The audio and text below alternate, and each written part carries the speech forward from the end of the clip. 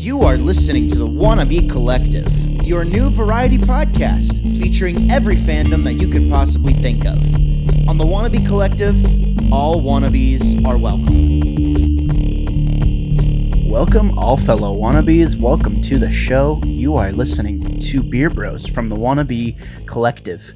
I'm one of your hosts, Gabriel Fast, and joining me are the two Village brothers to make up the other part of Beer Bros, and they also brought their sister, Abby, for some reason.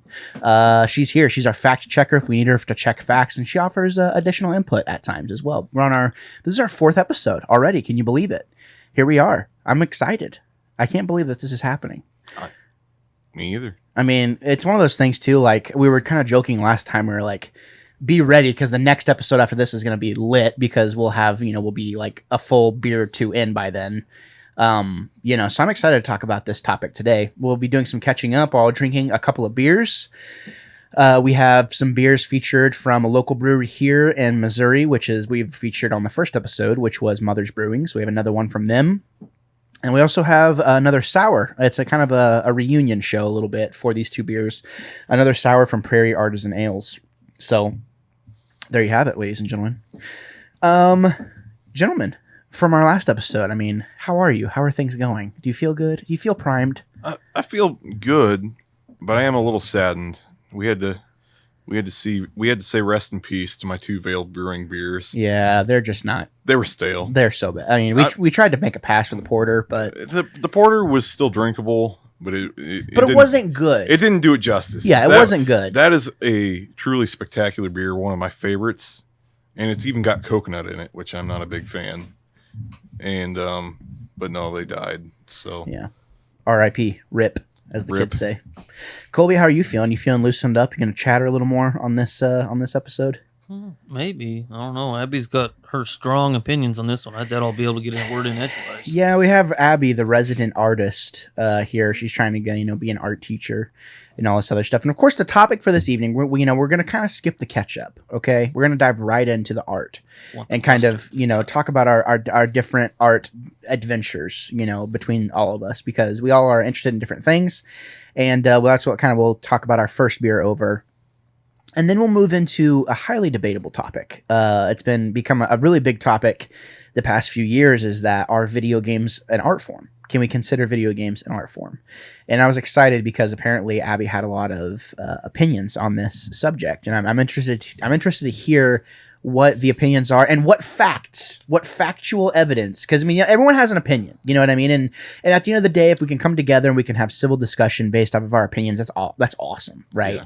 But at the same time, if there's no factual proof to base why you're considering someone else's opinion to be invalid, then there's just no reasoning with you. So I hope it doesn't come down to that. I think it'll be a good one. Okay. We pre-gamed this one a couple days ago when we were talking about the topics. So you cheated, is what's going on. Yeah. We primed the pump. We didn't cheat. Okay. We primed the pump. All right. We had to let Abby know what was going on. Yeah, you have to. Yeah. You have to. So she couldn't walk in blind like last time. I could have, and would still probably have the same opinions. So. Yeah, well, that's fine. That's fine. And at the end of the day, if we don't agree, if we don't come to a middle ground, you can have your opinions, and I can have my opinion. And Abby's new to the podcasting, and we got her. I ordered a special microphone just for Abby.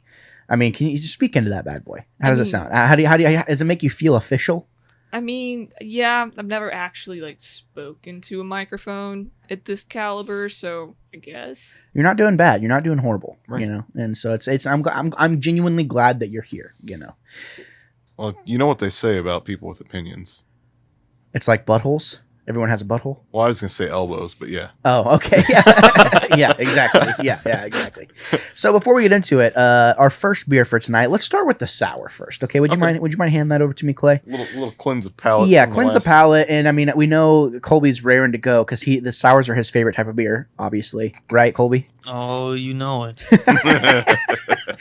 So tonight we have Prairie Artisan Ales Pink Guava Funk, which is a sour ale with pink guava, 6.3% alcohol. Wow, that's kind of a heavy hitter for a sour. Hot, yeah. Yeah, that's kind of a heavy hitter for a sour. I have had this beer before. Here's the thing about Prairie Artisan Ales. They are top notch when it comes to sours. Their sour game cannot be beat. The variety combined with the flavors they have. It was called rainbow sherbet. Mm-hmm. Tasted exactly like Fruity Pebbles. I think I've said that before. I will have to get my hands on some. It says 6.3 percent alcohol, and there's not really any flavor profile other than just pink guava. So we're gonna pop this bad boy. So just out of curiosity, what city is Prairie out of? It's somewhere in Oklahoma, Tulsa, I think. I think it's out of Tulsa, Oklahoma. Let me check. Tulsa. I'm looking at the can. Fact checker, Miss Fact Checker. Yeah, you do it. But I'm pretty sure it's either Tulsa or Oklahoma City. Him your glass. I mean that's close enough for a visit once things open up a little bit. Oh, I would love, many about a year or two ago, I sat down with the brewery liaison from Mothers. They were so gracious to give their time, and it was a lot of fun. And I wonder if we could, if we keep Beer Bros going along, long enough, maybe we could set something up with Prairie. Maybe they would, I might clip this and say, hey, Prairie, can we get together with you to drink some beer? I've been impressed, at least with the last one.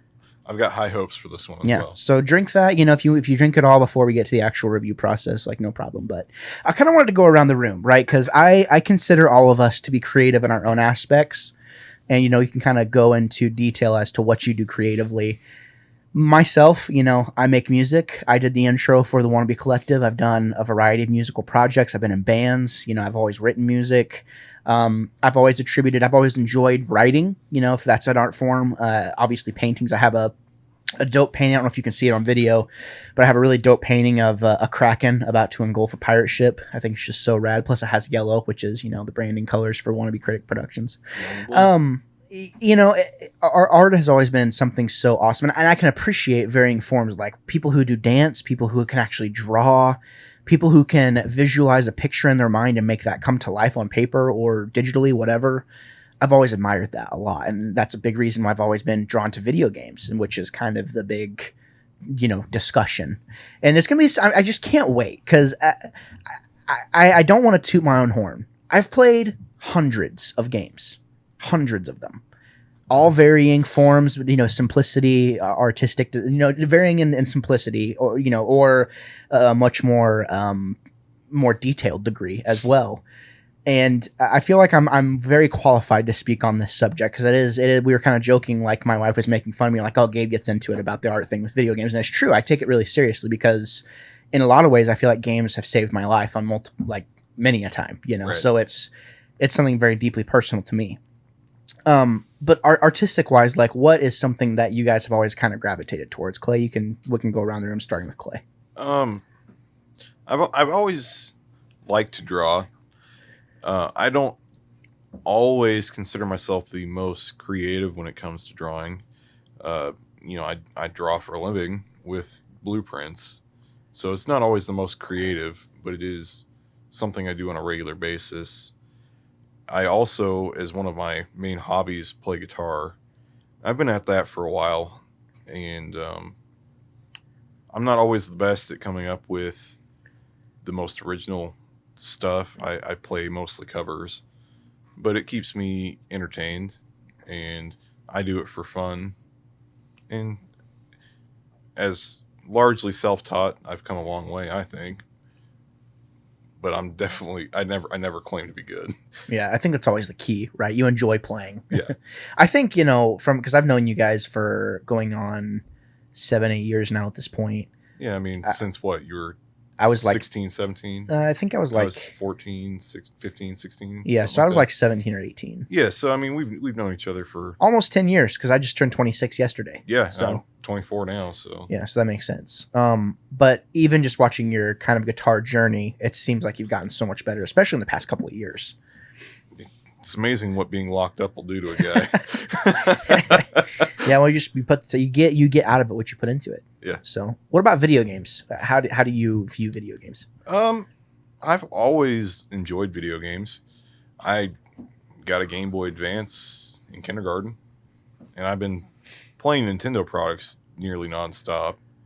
I've never been on the forefront of new video game technology, but I do play quite a bit. I go in spurts. It seems like I'll play a lot for a while, and then I'll take a break for a while. Like right now is one of those times where I'm kind of in a break period. not playing a lot. But Yeah, we need to hop on the Destiny train again because the new season just came out. did it? It's rad.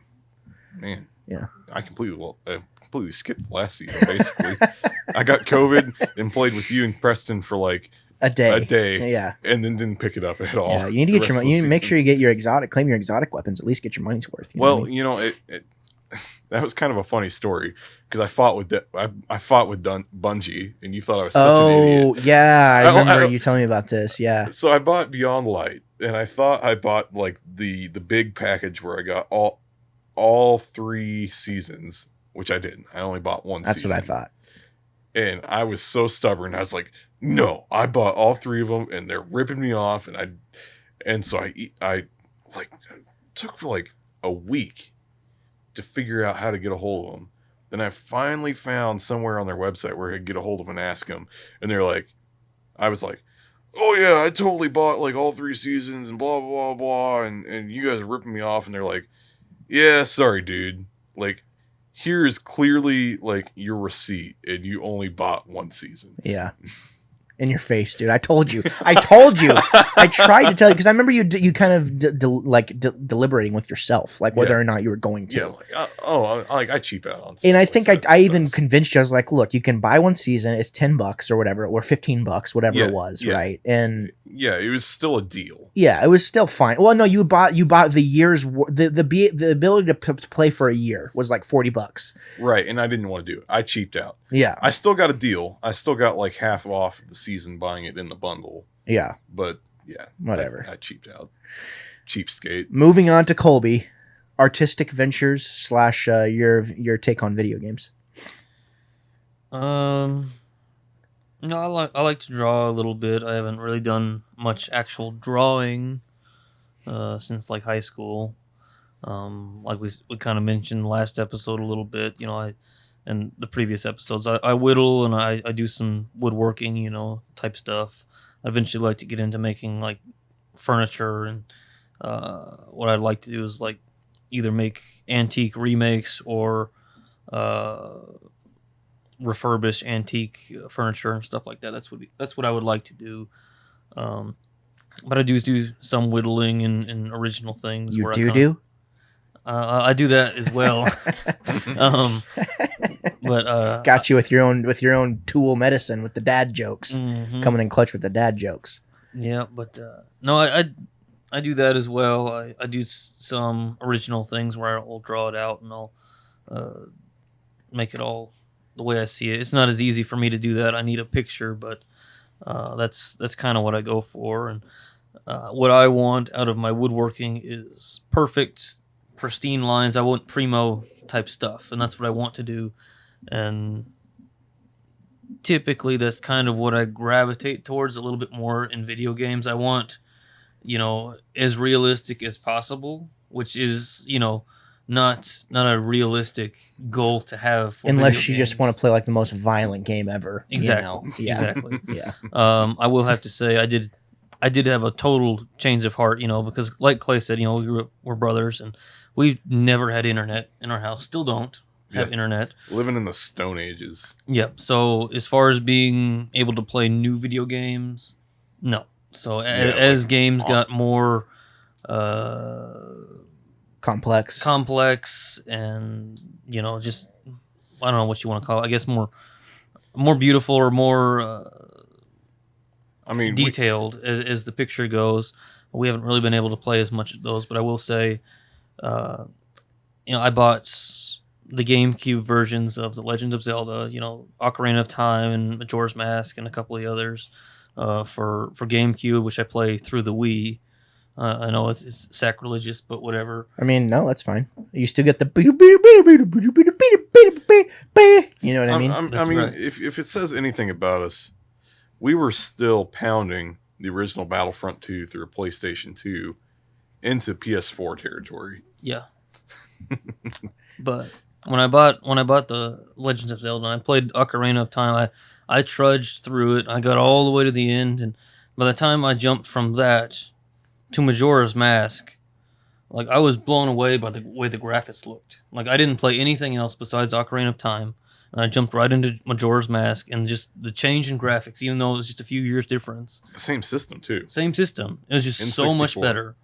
And then I jumped into Twilight Princess a little bit too on And the Colby's Wii. and Colby's mind was just blown. Yeah, just the way that the graphics looked. I mean, it was just beautiful. Well, in a lot of ways too, like Twilight Princess was really just kind of like a second coming in a lot of ways of Ocarina. Because Right. I'll go back to that game now. Like I have the GameCube version as well, Yeah. and I just got my Wii U back. I had sold it to a friend, and I'm going to be doing some content around Wii U versus Switch territory. That's just a solid system. Dude, that was like my renaissance into Nintendo. I mean, it was like your pre-bachelor party. Yeah, And I literally played that thing for like 15 hours straight. yeah. And I beat like half of Breath of the Wild. Yeah, you got to like the second Divine Beast almost, I think. Yeah. Which is kind of crazy, honestly. Like that was an absurd that was an absurd amount of time to play that game. Yes. Like in one sitting. Yeah. Good times. Yeah.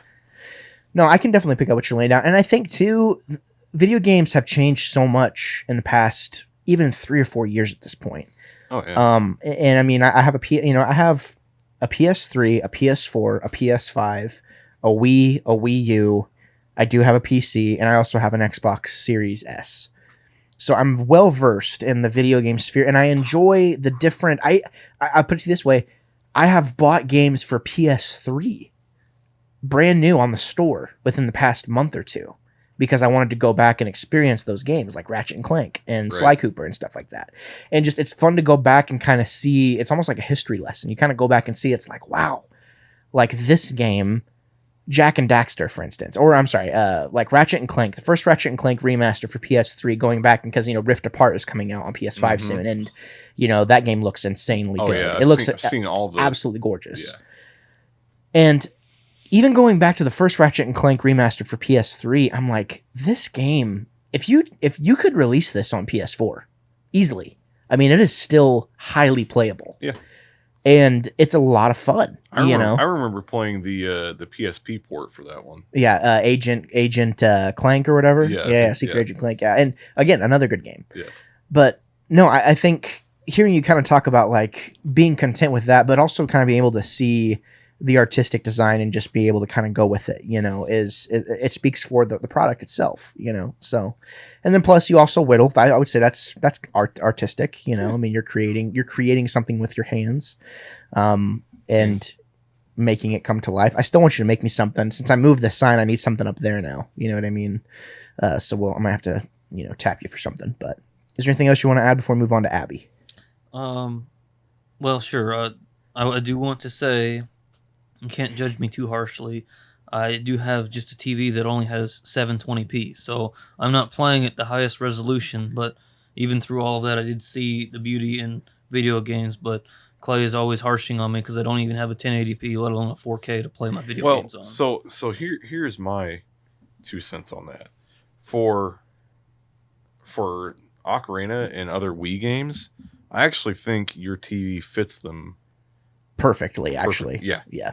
Way better. Because if you go back and like I'll play PlayStation 2 games on like our Your nice like TV. our nicer Yeah. TVs. Splotchy. Yeah. Mhm.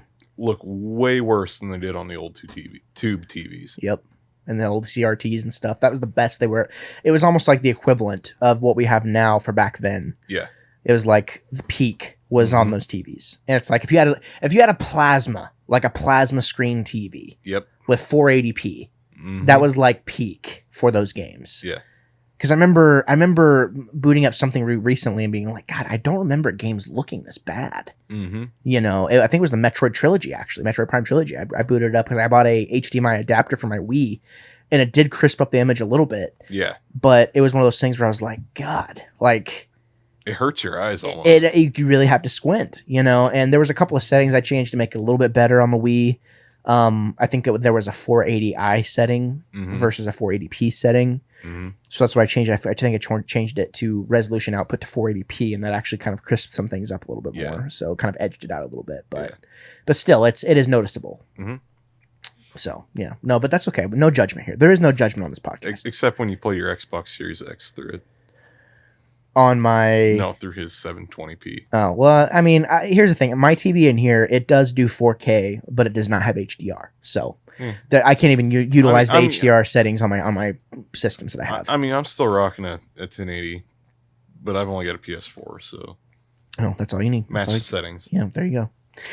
Abby, what are your artistic ventures? Obviously, you're going to school to become an art teacher, so you have to be artistic in some way, shape, or form. What are your ventures? And then what's your relationship with video games? So I've done a pretty broad spectrum of a lot of things, drawing, printing. I've taken digital media classes, or a digital media class, top of the line at Missouri State. And I've done quite a bit, sculpture, pretty much, I'm done a good variety. And video game wise, didn't played some of the video games that the boys did, but really for me, the ones that I can recall and like played often enough to really talk about, I played Animal Crossing Horizons and then Breath of the Wild. Those are the two that stand out the most for me.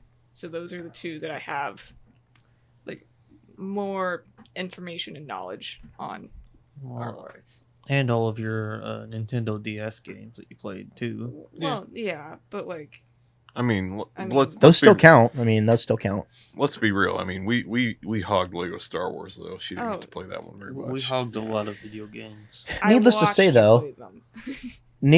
though. And whenever Abby's new to podcasting, so whenever you're talking, just like I want to make sure people can hear you. So just like into the mic. So I would say your video game playing has been somewhat limited. It hasn't been very varied. Would you say that's fair? Yeah, I mean... Let me ask you this. Are you a reader? Do you read books? I did. I have no time to read fun books anymore. Yeah, but you appreciate good story. Yes. Right. Now, would you say that good story is an art form? Yeah. I mean, I would count it... There's so many different categories, so it just depends on what you're comparing it to. Well, I think to... writing, right, one of the core arts is literature, right? And we can agree that literature is a foundation of an art form. Core, literature is something that you can create artistic things out of. So I mean, obviously, the Mask versus, like the Odyssey. Something like, like Jim Carrey's The Mask versus something like Schindler's List. Right, Schindler's List is obviously the more artistic form. Obviously, they're both still stories. They're both derivative of literature itself, but one is definitely meant to evoke emotion on a deeper level versus something that's just to make mindless comedy. Yeah, right? cheap laughs. Cheap laughs. So we agree that there is a threshold, right, for quality. Yes. For storytelling, yes. But storytelling as a whole is an art form. Yeah. Okay, we both agree. So we're gonna pinpoint. We're gonna launch off of that for our next part of the discussion about video games. This is our video games in art form. Before we do that, we're gonna review our first beer, which is a beer review for Prairie Artisan Ales Pink Guava Funk, I think is what we call it. So how do we feel about this beer? Go ahead, Clay. I like it. It's a pretty, I would say, approachable and very traditional, straightforward sour. Of course, I've never eaten a guava fruit off the vine, but it's got a good flavor. Real subtle fruit flavors to me, but you really get the punch of like a sour in the traditional way that you would see it done. Well, it's funny you mentioned guava fruit because I've never had guava, but I have. If you go, you can buy Goosehead's guava, I think it's guava ale or something like that. Guava. And it's very similar to this. Yeah. But I think in a sour, sour usually are attributed by something like really fruity. Usually have pretty fruity aspects whenever it comes to a sour. Like cherries, which have a bitter, kind of a bitter age on them, or something like blackberries, which can have a bitter age, or even something like probably the best one I've ever had was a blueberry Berliner. That was a really good one. Yeah, blueberry can be a really good pairing as well. But guava is nice.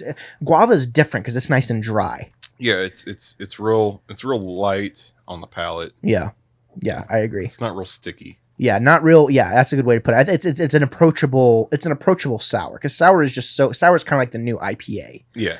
Like, that's like kind of like the trendy thing to kind of Yeah, get into with sours. if you can make a good sour, you're doing good. You're making a pretty. name for yourself right now. No, I'm on the same page. I agree with you. Colby, what do you think?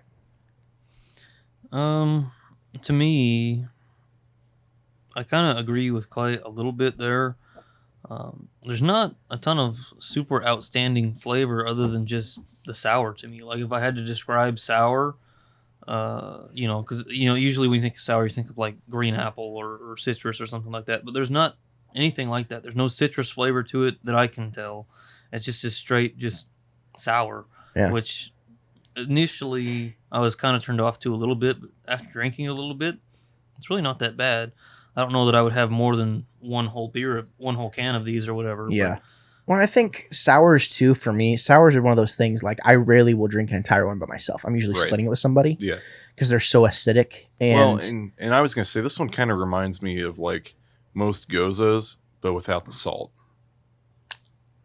Is that a cocktail? No, it's a sour. It is a sour. It's a sour style. Okay. I'm sorry. I've never had that. I'm not familiar with that, but okay. You'll have to bring that next time, maybe. Yeah, if I can find one. If you can find it.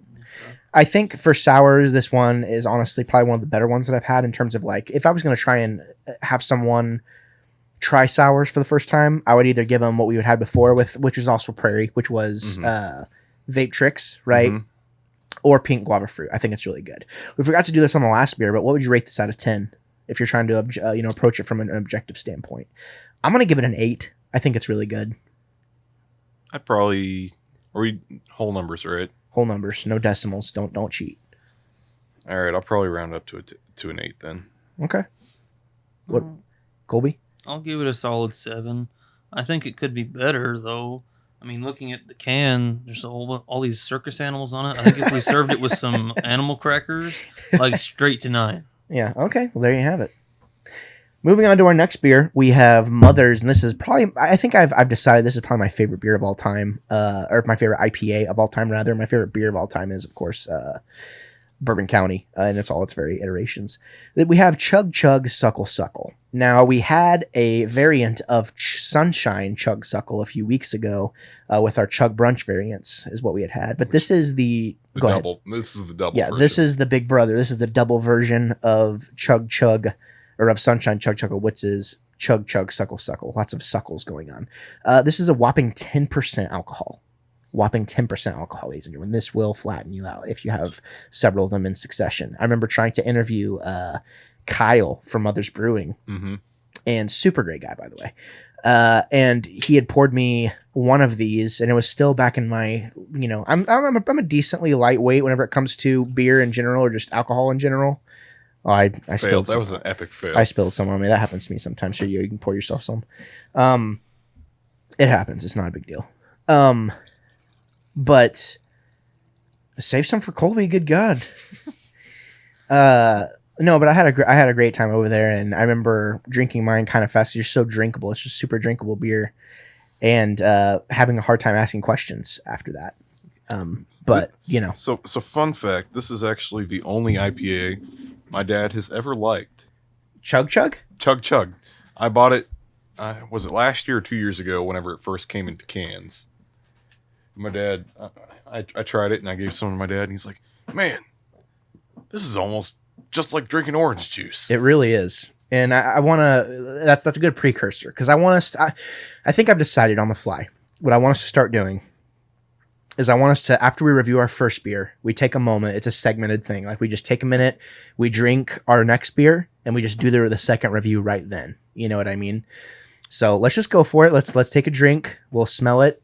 It's nice on the nose. Smells good. So try the beer, and then we'll review it after that.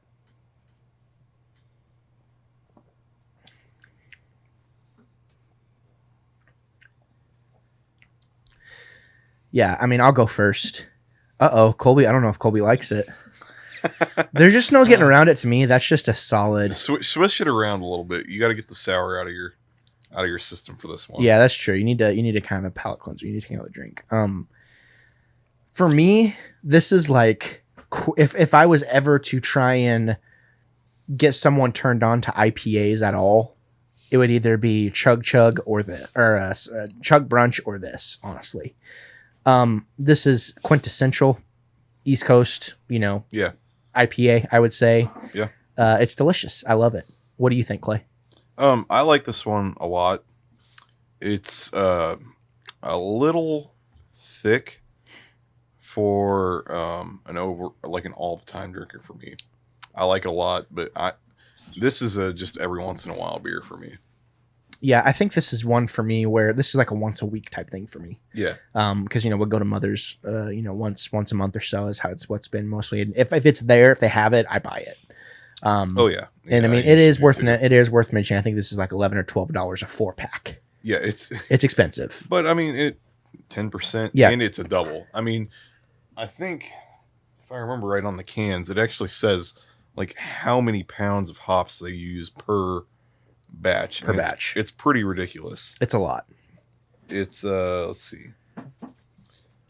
So they use 0 hops in the bittering phase. So while it's boiling, they use zero hops, and then it says per batch they will use 463 pounds of Citra. And whenever they're in however large in the hopping phase or whatever. Well, in the dry hopping phase. Yeah, so after the beer's cool. I'm curious as to know as to how long they dry hop it for.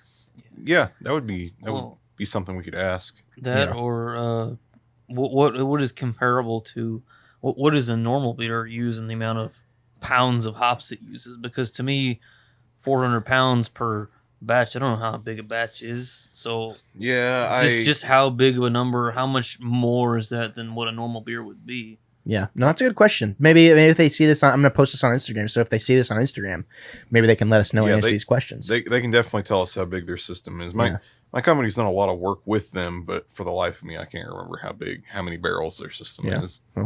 Well, there you have it. Colby, what's your thoughts on this beer? You kind of twinged there at first, but I've seen you take a couple more drinks. What do you think? Well, as you know, I'm still pretty new to IPAs. Clay's been trying to groom me into craft beers for quite a while.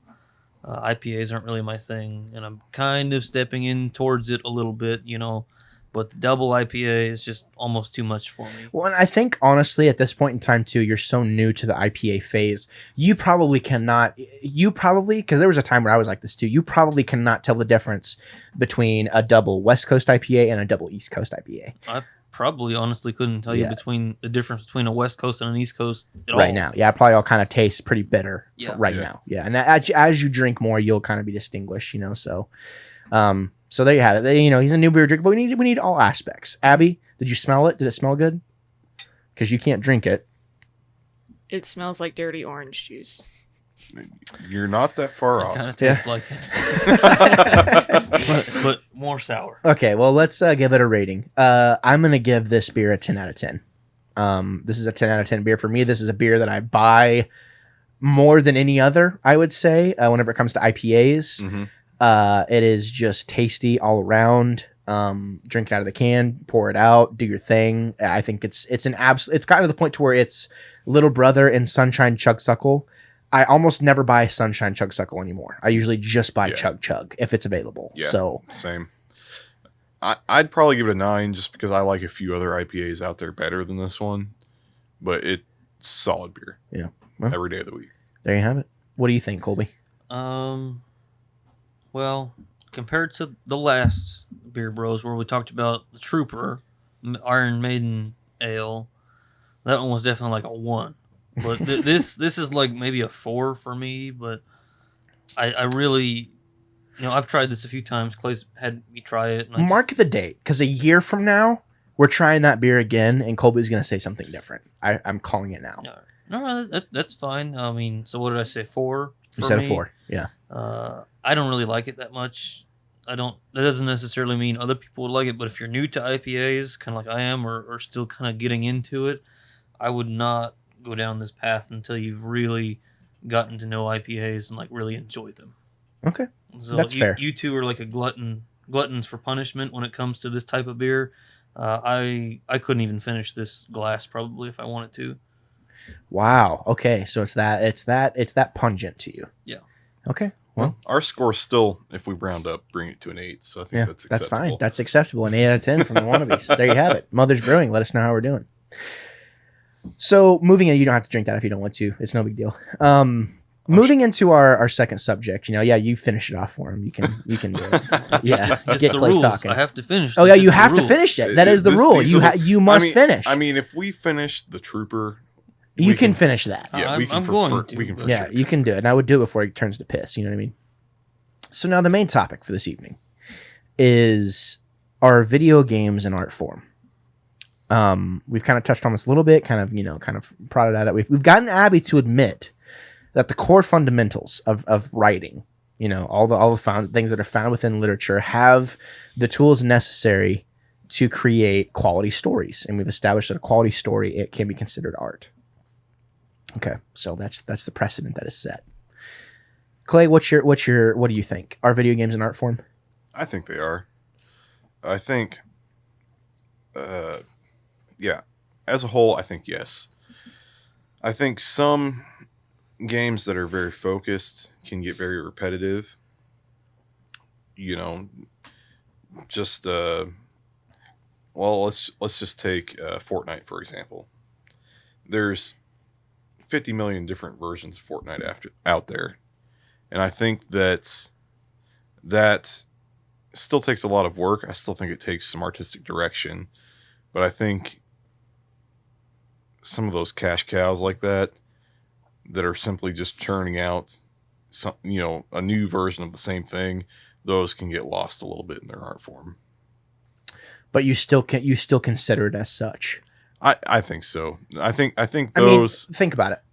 Those are diminished a little bit, but I think there's still somebody out there that is drawing all that stuff. Yes, animating, doing all that stuff. So, but you're saying, so you're comparing it to something else, though. Like you're comparing it to, you're holding it to a standard, because a lot of people out there, they're looking at video games as there is one standard. Yeah. It's all the same. Like, oh, it's one of those damn video games. Like, right, that's the standard that they hold it to. Yeah, and I mean, I think if you take everything as a whole and average it out, okay, you're gonna have some games that are absolute trash versus some games that are the most beautiful thing you've seen, rendered out. And if you average all those together, it's still a pretty good medium for people to express themselves. There's a lot of directions for, anybody can tell a story. You don't have to be a genius at coding. You don't have to be a genius at drawing or graphic design or anything. There's programs out there to help you put in place enough for you to tell a story. And I think that is the main thing behind art. You have to be able to express yourself and get what is inside, what is in your head, out through something that tells a cohesive thought. I think that's a really good way to put it. And I do think there's a whole back door that we have not seen before. And whenever it comes to games, we don't know how the sauce is made or how the sausage is made. We know now. I do think of something like Supergiant Games, right? Supergiant has put out Bastion. Hades is a big. Hades has beat Last of Us Part 2 for a variety of different awards. Like Hades, all hand drawn. Yeah, hand drawn and like hand drawn games. Hollow Knight, all hand drawn. Yeah. So I do think it comes down to a thing of there's all these different offshoots and different tiers of how we view art within video games. Because I think about something like Super Mario Brothers, that's sprites, that's coded onto a graph, and that's how, I don't know all the technical speak, whatever you want to call it, but the art is there for sure, but you take it less seriously because it's Mario. Yeah, it started out as 8-bit. Yeah, 8-bit. Yeah, exactly. That's just how it is. Now, I think about something like, I think there also kind of falls into this thing of like Call of Duty and Madden. Like, are we going to hold Madden to the same standard as something that we would hold like Death Stranding to, or even like some of the Star Wars games do with a cohesive story? And I don't think so. I don't think you can. No, those games are purpose built for PvP or, you know, like Madden. I mean, yeah, as technology has gotten better, the picture is better. You know, it's a lot clearer, it's a lot crisper. But at the end of the day, I mean, it's just football. Yeah, it's just football. But here's the big but that we're going to come back to with every single thing. And this is the fact whenever it comes to this subject. There is an art direction team for every single video game that exists. Yeah, just like there's art direction. Just like for every marketing company out there that's creating commercials for TV, there's still an art direction, still somebody calling the shots saying this is what we're aiming for. Yeah, this is the story. I mean, that's all marketing is. I mean, I work in marketing, for God's sake, and that's the thing is we are trying to tell a story. If you work in marketing and you're not trying to tell a story, you're doing it wrong. Just saying. You're lost. You're lost. It doesn't matter if you're trying to make money or not. I mean, any art form that you're not trying to make money off of, I mean, okay, whatever. It's still art. Mm-hmm. So that's the thing. So, and this is the interesting thing with games. You have these stories of, you know, okay, like this is a really deep narrative, like something like, you know, like what Naughty Dog tries to do with like The Last of Us and like Uncharted and stuff like that. Yeah. Or even like with what Respawn tried to do with the most recent Star Wars game, or, you know, like any Kojima game you've ever played, even dating back to PS1. Like, yeah, Kojima has been ahead of the game forever. Yeah. First Metal Gear Solid story, putting together an experience to make you feel something. Right. It's art. Yeah. Now, and then there's also other genres, you know, like literally we call them visual novels, where you're literally just interacting with your environment. Yeah. Just to interact with it. Like you marvel at like, wow, that's some really like interesting things I did with the light there. And like you notice these things that are happening and it's hard to wrap your mind around. It's like, how did they do that? How did they create that picture? Yeah.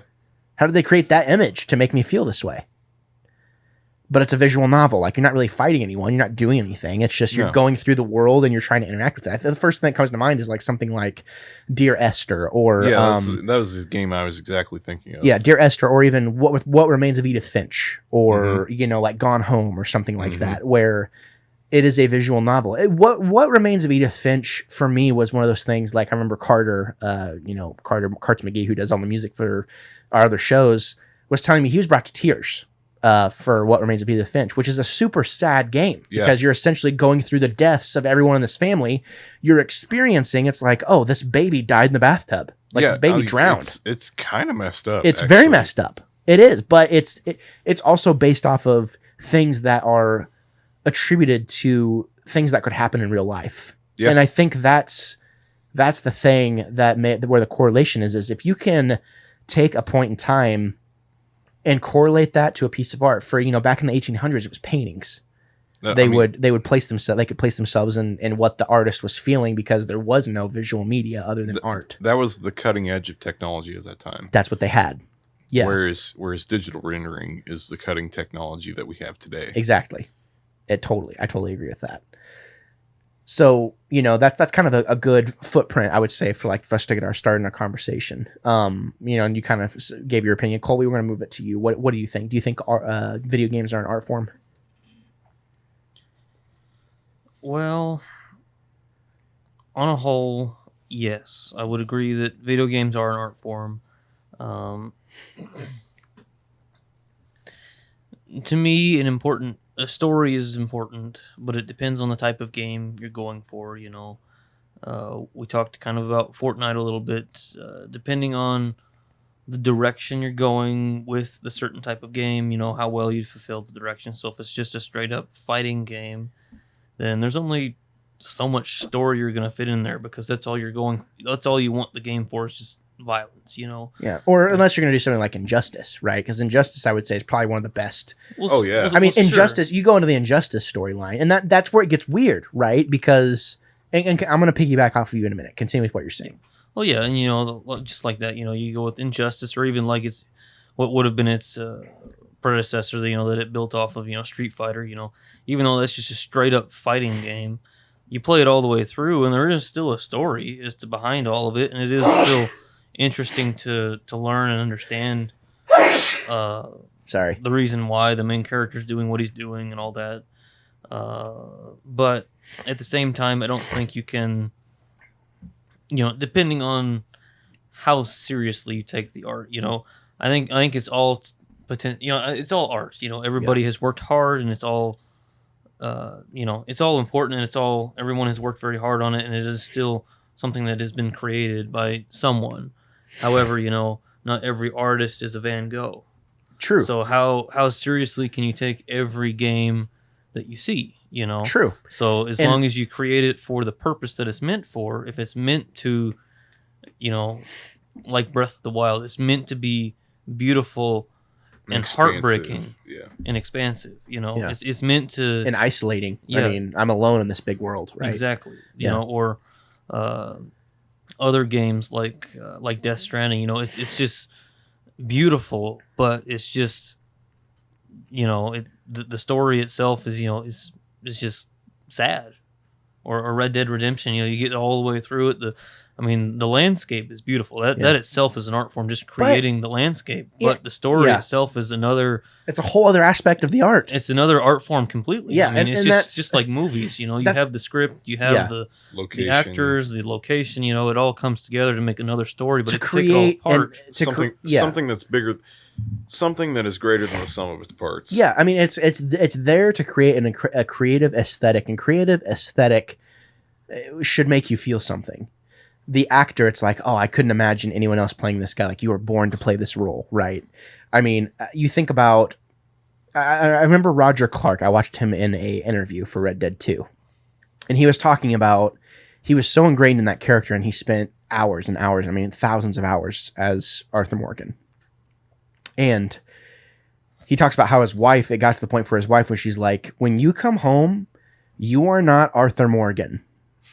You are Roger Clark. And the only time I think I've ever heard anything close to that is someone like Daniel Day-Lewis, who is a method actor. And when he played Abraham Lincoln, it was a solid year of him pretending to be Abraham Lincoln. His wife talks about it almost ruined our marriage. Or Heath Ledger and Jared Leto. Yeah, well, yeah. I mean, Heath Ledger locked himself in his apartment and didn't shower for 2 weeks. Yeah. So then whenever he came out, he's talking to his close friend, and like they're doing this thing. And the fact that people take video game performances to that level of degree, that has to speak for something. Now, here's the thing. Here's the main argument. And Abby, I hope you're drinking all this in, because this is probably a lot that you probably haven't even thought about. And it isn't to say that you're wrong in feeling how you're feeling, but it's one of those things where Madden versus Red Dead 2, for instance, right? Right. Madden is not an artistic game. No. But there is an art direction for the game. The graphics, it needs to feel this way. The crowd needs to look this way so that you feel like you're in the game. You need to feel immersed into a football game. You need to feel immersed. Right. And that's where I was going with what I was thinking. Not every art is, a masterpiece, but it is still art. But you have to decide for yourself, what is, the best game, the best art form. But art is all subjective anyway. So totally. Who gives a crap what any of us think? But it's still art. That's the point. Yeah, that's the point we're getting after. It's like, should Madden be put on the same scale as something like Red Dead 2?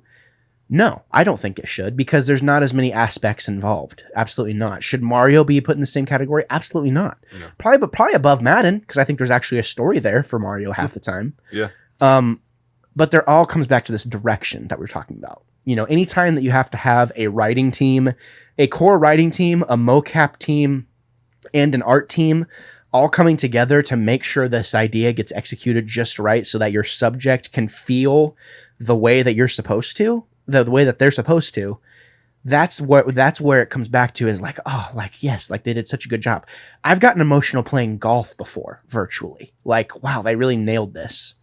Like, which is weird, I know, but like, just to be able to get it done so right, it doesn't matter what it is. That could be that guy that plays Madden. Like, whenever they make a big shift in Madden or Call of Duty or whatever, it's like, oh, they got this thing just right.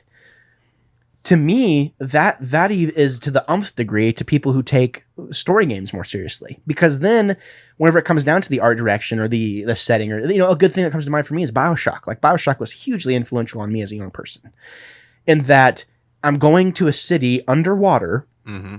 You already feel confined because you're underwater. Yeah. And the idea that these people have separated themselves from state and they've abandoned all ideology other than I'm going to live for myself and I'm going to do this thing. And the fact that with that idea, they are all drug addicts running around this place. And like they had an idea that they were going to be like something greater. Like they were going to be above the man, so to speak. But like they're all running out, strung out on these superpowers essentially. Yeah.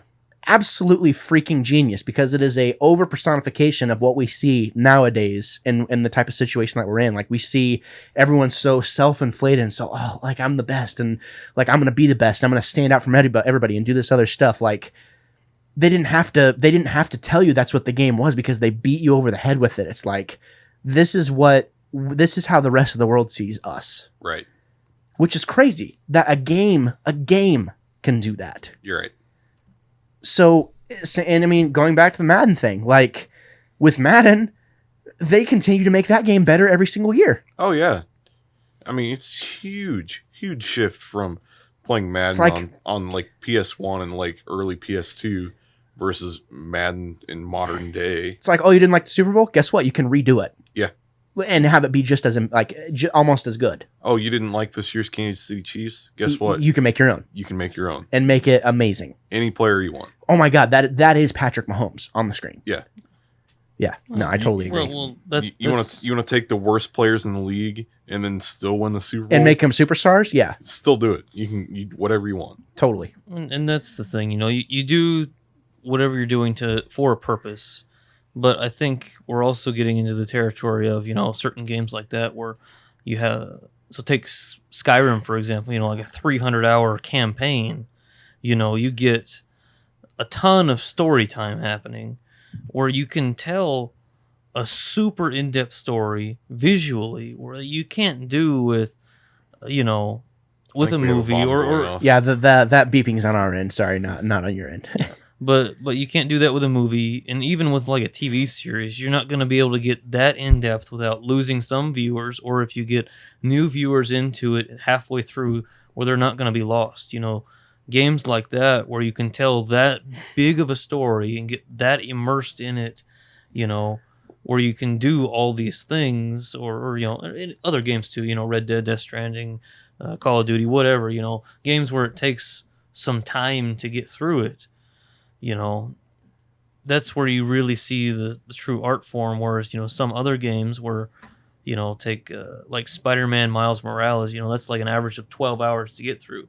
It's still a really cool game. I haven't played it myself. I've watched some YouTube walkthroughs on it and all that. I love that game. So I can't speak from personal experience. I just have watched it. But, I mean, you still accomplish the goal, but is there as much story happening as what you could get, and as much immersive story happening as what you could get with another game like something else, like Skyrim or something. And I think Clay really kind of hit it on the head too with we were talking about George Lucas's vision. There was a certain amount of like, how did you put it, capital and fandom or something like that. Yeah. I think that's kind of where it's turned into it with games where, Spider-Man 2018 is a really good example of like, wow, that's a great game. Like it's so good. So good of a game, but I still had problems with it. Yeah. Whereas Miles Morales fixed literally every problem I had with Spider-Man 2018. I'm like, this is awesome. But guess what? It's half the length. Like It's not even half the length. It's less than that. Yeah. And that was one of those things like, okay, well, they're trying to, why spend the amount of time that it would take, and someone like Bethesda doesn't care. Like Bethesda does what they want. Like they're going to take your money regardless. Yeah. Like they put Skyrim out umptillion times now at this point. Yeah. But like something like, Miles Morales is a good experience. It is a standalone DLC. Like, let's be real. That's what it is. Yeah. It is a standalone DLC game to, I think, kind of test the waters as to, hey, what do you think of this? That way, when Spider-Man 2 comes out, it's like, now, oh my God, like this is the Empire Strikes Back of video games, right? Sure. So I think, Colby, you do have a good point, and it doesn't have to be these, and I think like the main quest for Skyrim is something like 25 hours or something like that, but still you can spend hundreds of hours. Time as you want. Oh yeah, I mean it takes forever. I mean, as someone that has spent over 125 hours in Breath of the Wild, I mean Skyrim is and a game with no story is like 3 times the map size of Breath of the Wild, and Breath of the Wild is a huge game. Yeah. No, it's true. It is true. Yeah, no, I agree with everything being said, honestly. And I think there's a lot of different aspects that gets played with it. It's like there is art involved. There is art involved in all these different games, but does that necessarily mean that it pushes a artistic feeling? Does it evoke an artistic feeling? And that's kind of, I think this is a good pivoting point for Abby, because I'm sure we've given her a lot to think about, because she was all gung-ho like, oh no, like video games aren't an art form and graphic designers suck and like all this other stuff, yada yada yada. So I'm interested, Abby, what is your opinion on this now? Like, I'm still gonna say graphic designers suck. They are some of the worst people to ever work with in the art department. They are the business majors of the art department. Could go my rest of my life and never have to talk to one and would be perfectly happy. But it just depends on... I'm going to preface this with, when I play video games, I am not that invested in the story. I could really care less about the feeling that it evokes, because at the end of the day, I'm the one going through it and I'm leading myself through it. So there's not as many revelations that I would normally associate with good storytelling from different medias like literature and stuff like that. So for me, and you haven't had that experience yet, really. You haven't had that thing that clicked. Yeah, personally, I'd take it or leave it. Do I appreciate the artwork that goes along with games like Death Stranding? Now, I have never played it through, but I've seen Clay play it. The scenery on it is pretty great. I have to give props to the designers for that.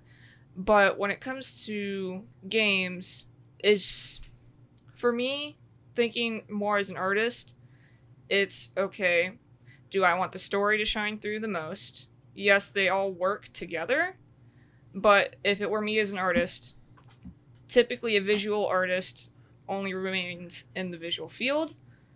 So do I want them to appreciate my scenery, the sounds, everything that goes along with it?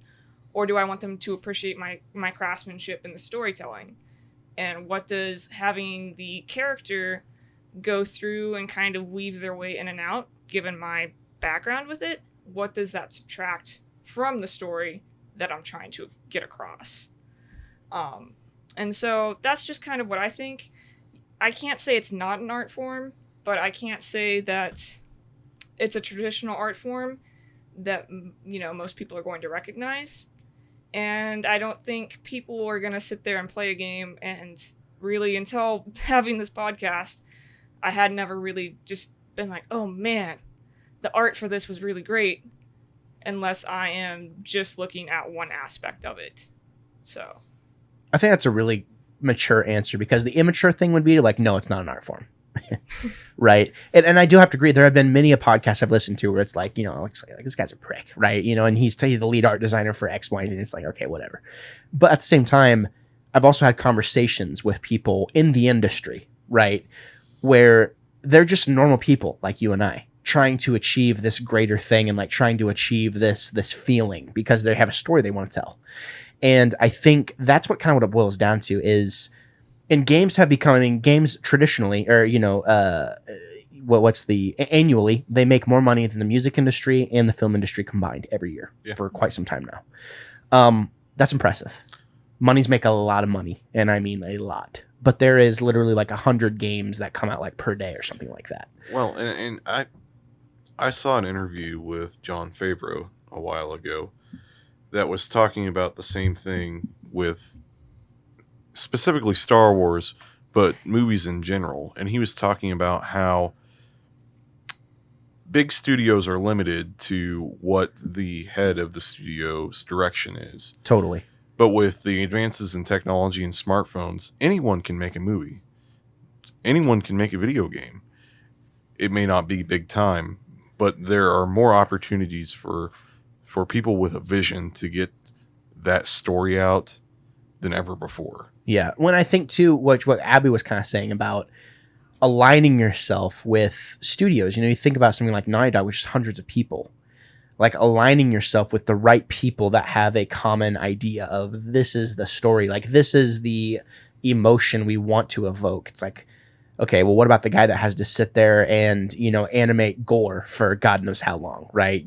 He doesn't want to have to do that, but he's going to because he knows that's going to get the desired effect for whatever story he's trying to tell. Or like the guy that in Death Stranding that has to animate the individual raindrops every time it freaking rains. Yeah, which it rains all the time. All the time. Yeah, no. In every single area, it's a different kind of rain. It's a different kind of rain, for sure. I think it can go as meticulous as you want to, and that's the thing, and that's why you hire people to do the thing. And I think no matter how much you love what you do, at the end of the day, it's work. Yeah. So when you're working to try and evoke an emotion as a songwriter, that is the hardest freaking thing ever. I can't imagine what it's like as an artist. Yeah, no, I'll totally agree with that. I mean, and what Abby was saying, the way that what you want to shine through, either the visual or the story, getting them both to come together is where it really matters, honestly, for video games. There's only one game I've ever played that has made me feel something, and that was playing Red Dead Redemption 2 I was all going to the way say Red through. Dead 2, yeah. That's the only one, people, and my mom, she tells me, like, I don't cry. I don't feel anything to anything ever. I'm like a stone heart. But Red Dead Redemption 2 made me feel like just, I don't know what it evoked, but I just had the feels. Oh, yeah. For it. I cried at the end of that game. Yeah. Like, so you just... Because here's the thing. Here's why that you felt that way. Mm-hmm. You felt like you were friends. And spoiler alert for Red Dead 2. Like, just spoiler out. It's been a long time. If you haven't played Red Dead 2, then you're not a gamer. Like, or you're not a serious gamer, and that's fine. Thanks, Gabe. We're gonna spoil Red Dead 2 for you.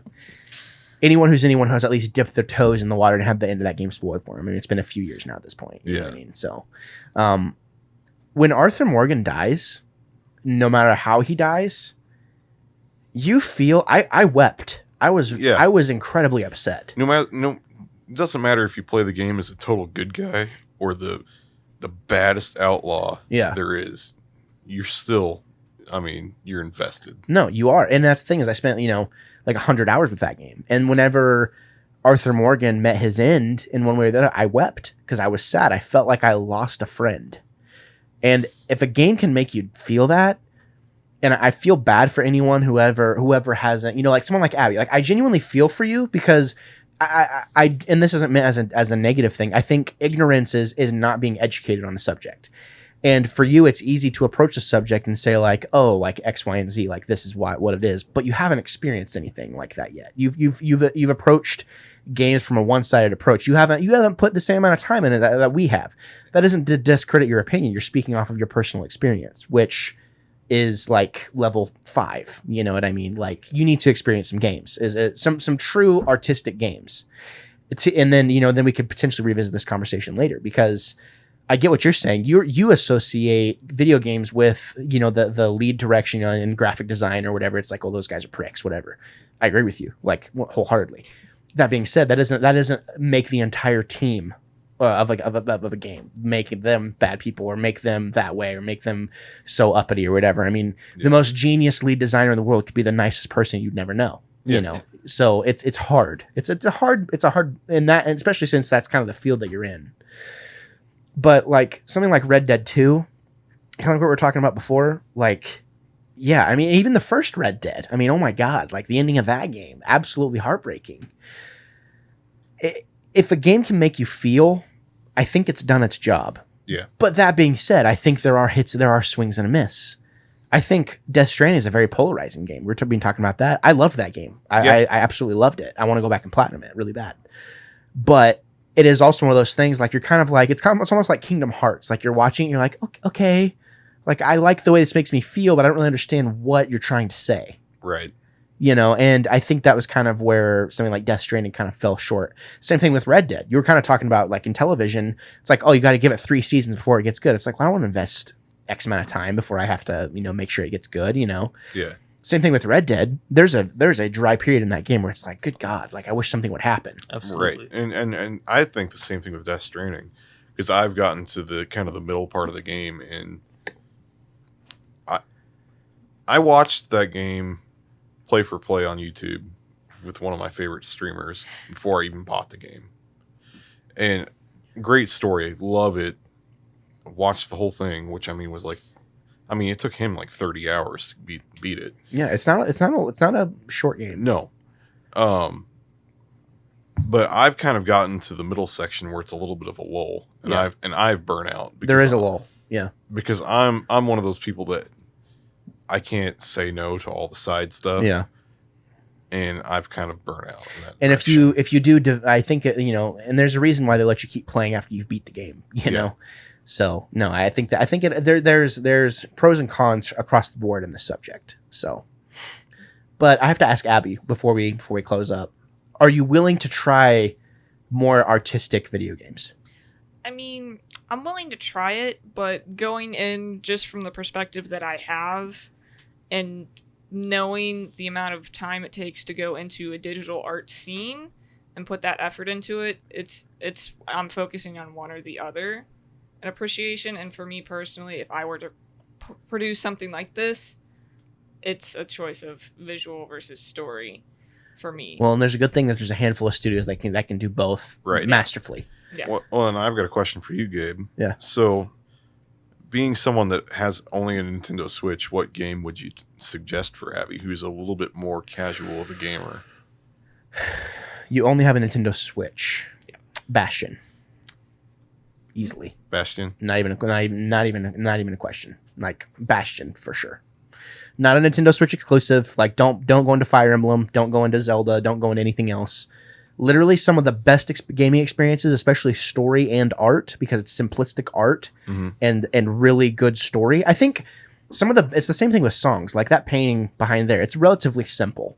It evokes emotion. I feel cool, right? That makes me feel cool, but I know it's not. It's relatively crude, right? Same thing with Bastion. Like really interesting design, but nothing too intricate. It's simple. There's nice greenery. There's the main character is well defined. And the thing about that game is there is someone narrating your every move because you're on a floating world. And if you fall off, he's like, well, the kid, he lost his footing on that one. Like he's narrating everything you're doing.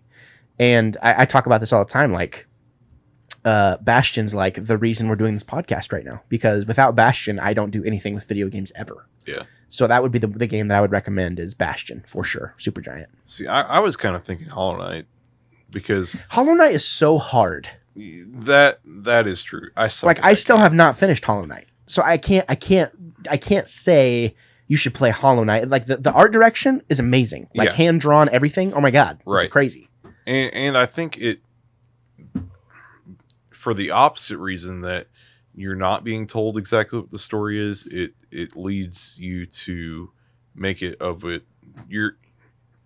You're playing as the character and you make the story your own a little bit, in my opinion. No, I agree with that. I think that's true. And I think until you find out what actually happened, because that's something that I think I kind of been doing the same thing. It's like, oh, this is the idea of the character that I put in my head. Same thing with Skyrim. It's like, oh, this is his backstory.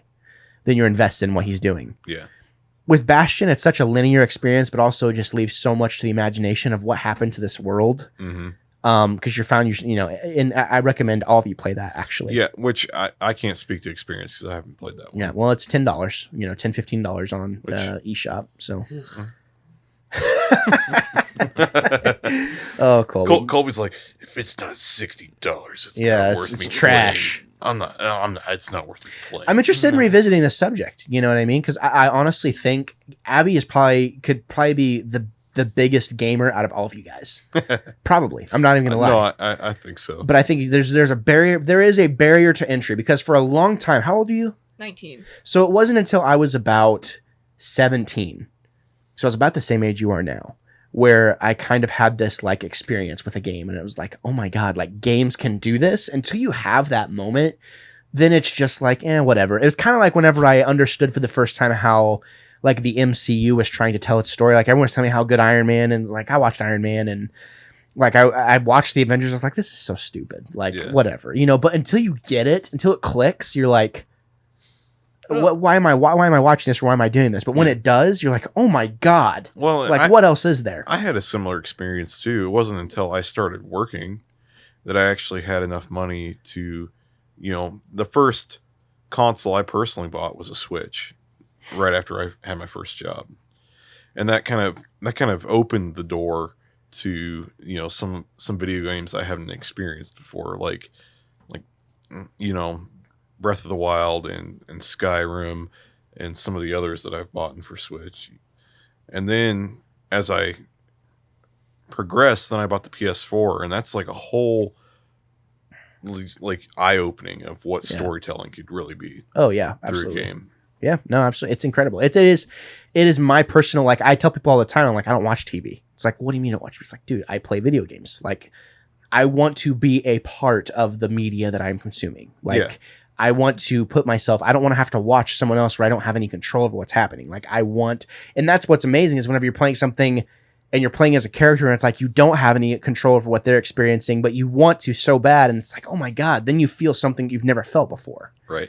And yeah, I mean, I totally agree with you. Even though in I would say 75% of the games out there, you're still being led through a somewhat linear story. Yeah, for sure. You still have the illusion of free choice. Yeah. Well, it's something like Telltale, right? So like Telltale is a good example of like a point and click type publisher. Like, and the best way, I think it was Greg Miller put it on a podcast one time. He was like, they give you a coloring book. Like, you know what the image is, but you can fill it in with your own colors. Right. And that is Telltale to a T, because you have a general, there's 3 or 4 different ways that it can go, but however you want to get there is up to you. Well, I mean, it's the same thing as the old choose your own adventure. Yeah, choose your own adventure. That's exactly what I was thinking. Yeah, no, like for sure. Like the old Jurassic Park chain, tell you that was so weird to me reading the Jurassic Park like choose your own adventure. Or book. Goosebumps. Remember Goosebumps had that for a while? Yeah. Goosebumps. What was the offshoot of that? I can't remember. I don't know. I didn't read too many of those, but I always remember like, okay, I watched Jurassic Park. I know how this movie like goes. Yeah. But then you give me this like novel where I can like kind of choose my own adventure, but in the end, it's still the same way. Yeah. No. Yeah, for sure. No, I totally get it. Is there anything else to say on this topic before we wrap this bad boy up? I mean, not really. I just want to state for the fact that, again, I'm a casual game player. I tell my kids at work all the time, I was like, the reason I do Animal Crossing is because it requires not a lot of effort, because I don't ever have the time to sit down and get invested in the storyline. I can just pick up wherever, and Tom Nook's going to be like, go build this. Yeah. Okay. And give me money. Yeah. Yeah, give me my shells. There is no, I need to keep my bells. Going. It's, I can shut this off, come back in 3 months. Doesn't matter. Yeah. We have to weed your island a little bit. Yeah, you have messed up hair. Yeah, you have messed up hair, and we need to weed your island. No, and that's the thing too. There was a time period whenever I was trying to get all this podcast stuff started. Thank God Animal Crossing was there, because I was playing stuff for review, for a game club, and like I hadn't quite acclimated to all these different shows yet, and I was like, God, I am depressed as crap. And thank God that Animal Crossing was there, because just the feeling of being able to do my daily chores. Mm-hmm. I played that game from March of when did it come out? March 2019? 2020? 2020. Yeah. So I played from March 2020, and then in February 2020, I beat the game. So it took me a year to roll credits on the game. Just think about how many people in this pandemic, everybody being locked up, it's like preserved their mental health. Oh yeah, it was form or another. It helped me a lot, and I mean that's another thing is like it made me feel, it was that thing, if I would turn it on, I would play it for half an hour, and I'd be like, oh God, like thank God I got something accomplished today. Yeah, is what it felt like. Yeah, in my virtual world. Because that's what it was. It's like the equivalent of watching your television program, at night or whatever. But I was still able to play a game and be invested and accomplish something. Yeah. And then honestly, this is going to sound so like weird. At the end of Animal Crossing, when credits rolled, I cried.